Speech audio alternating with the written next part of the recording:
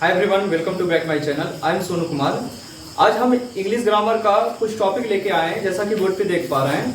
तो आज का मेरा टॉपिक है कंजक्शन यानी समुच्चय बोधक। तो सबसे पहले बात कर ले, कंजक्शन समुच्चय या बोधक किसे कहते हैं। तो कंजक्शन वह शब्द है जो शब्द समूह, वाक्यांश, उपवाक्यों या वाक्यों को जोड़ता है। यानी क्या करता है, या तो दो शब्द को जोड़ेगा या फिर कोई वाक्य को जोड़ देगा या शब्द समूह को जोड़ देगा, उसी को हम कंजक्शन बोलते हैं।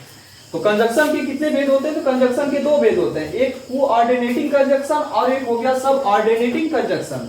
कोऑर्डिनेटिंग कंजक्शन किसे कहते हैं? तो एक ही स्तर, जैसे एक ही ढंग का जो शब्द रहेगा उसको कोऑर्डिनेटिंग कंजक्शन बोला जाता है। जैसे क्या, वही लिखा, एक ही स्तर के दो आइटम्स को जोड़ने वाला कंजक्शन कोऑर्डिनेटिंग कंजक्शन कहलाता है। जैसे उसका साथ मतलब कोई भी अगर सेंटेंस में and but or also yet still to as well as otherwise either or neither nor not only but also both and etc, अगर ये सब रहे तो समझ जाना ये कोऑर्डिनेटिंग है। जैसे देखिए, राम और श्याम दोनों एक ही प्रकार का, दोनों एक क्या है यानी प्रॉपर नाउन है, दोनों देखिए एक ही ढंग का है, इसलिए एंड का प्रयोग हुआ। जैसे गिव मी ए पेन, देखिए पेन और पेंसिल दोनों एक ही कॉमन नाउन है, यानी एक ही ढंग का है, इसलिए इसमें और लगा। तो ये देखिए जितने भी इस तरह का एग्जांपल आएंगे ये कोऑर्डिनेटिंग कंजक्शन होंगे।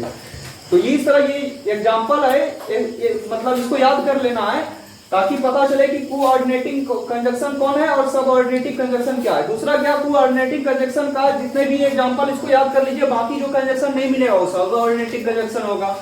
तो दूसरा इसका पार्ट हो जाता है सबऑर्डिनेटिंग कंजक्शन किसे कहते हैं। तो जो कंजक्शन सबऑर्डिनेट क्लॉज को प्रिंसिपल क्लॉज से जोड़ता है वह सबऑर्डिनेटिंग कंजक्शन कहलाता है। जैसे व्हेन, इफ, दैट, वेदर, जैसे इसका एग्जांपल है when, if, that, whether, through, although, और उसके बाद after, before, because, unless, until, till, so, since, while, where, etc. जैसे ही सेड, इसमें देखिए दैट ही वाज एब्सेंट, इसमें जब भी ये सबऑर्डिनेटिंग का पकड़ क्या है उसमें ये कंजक्शन जुड़ा रहेगा जितने भी एग्जांपल है। दूसरा क्या, you will pass if you work hard, इसका कहने का जैसे है कि तुम पास होगे कब, मतलब अगर तुम मतलब मेहनत, कठिन परिश्रम जैसे करोगे, मतलब ज्यादा मेहनत करोगे तो तुम पास हो जाओगे।